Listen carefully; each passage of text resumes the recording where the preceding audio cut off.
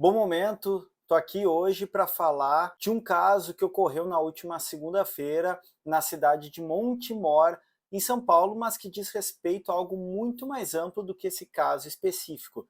Para quem não sabe, na última segunda-feira, um adolescente de 17 anos cometeu um ataque contra duas escolas que ficam no mesmo prédio, tocou uma bomba caseira e foi para lá com armas brancas e com bombas caseiras para tentar assassinar algumas pessoas, para tentar causar violência para alunos, alunas e professores. Posteriormente, houve uma entrevista da mãe dele e também foi pego pela polícia o seu caderno, onde havia mensagens que mostravam que ele era um rapaz extremamente isolado, solitário e que, em alguma medida, ele estava dando uma resposta ou compartilhando a dor dele. E aí vem uma questão muito importante para a gente entender a radicalização à direita de jovens. Primeiro, o isolamento e a solidão têm um papel extremamente fundamental na radicalização à extrema-direita, tanto de jovens como, por exemplo, de idosos. Quando a gente vê bolsonaristas idosos, quando estavam na frente dos quartéis, nos QGs, ou quando foram cometer os atos de terrorismo em Brasília,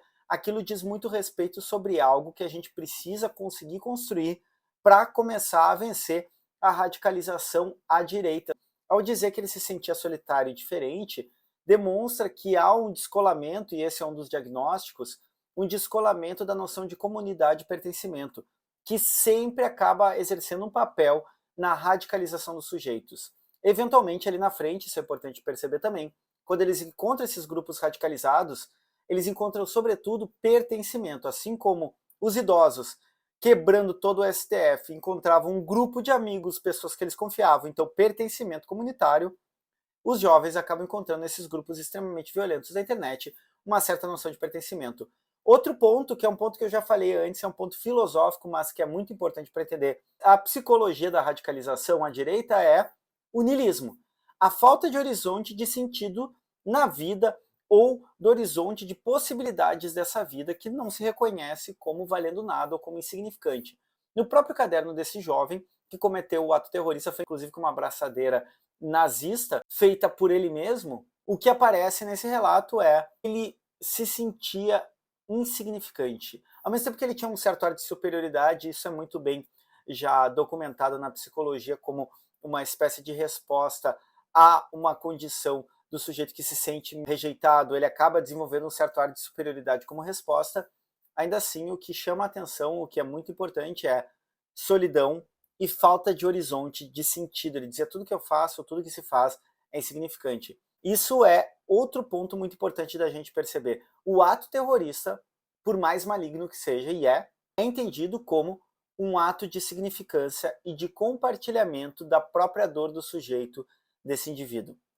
Eu estou dizendo que a gente tem que ir lá e abraçar todos os terroristas ou todo mundo que comete violência? Não. O que eu estou dizendo é que nós precisamos pensar, enquanto sociedade, espaços de acolhimento, de escuta e de inserção em comunidades saudáveis, porque uma vez que os sujeitos estão individualizados e isolados, muito por desdobramento, se não, e eu acabo colocando isso como um ponto central, como um desdobramento de uma etapa do capitalismo que é o neoliberalismo ou ultraliberalismo, que acaba individualizando e fazendo a gente entender que a gente compete um contra o outro e cada um tem que se destacar mais que o outro. Inclusive aqui as redes sociais alimentam isso, e se a gente não cuidar, a gente entra nesse vórtice de alimentar um individualismo que é quase uma empresa de si mesmo acima dos outros.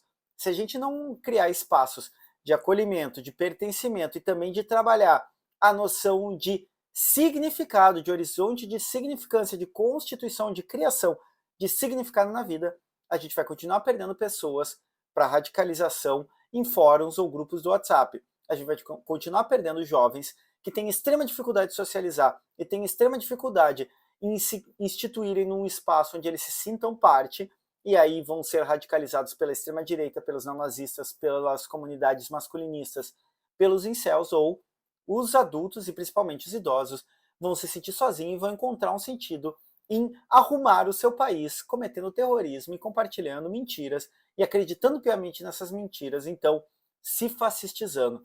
O recado importante que me parece que soa mais uma vez o alarme é: precisamos trabalhar a noção de pertencimento, de acolhimento e de constituição de sentido existencial, sentido na vida, porque senão a gente vai continuar perdendo muita gente para a radicalização à direita. Essa era a conversa de hoje. Vamos arriba!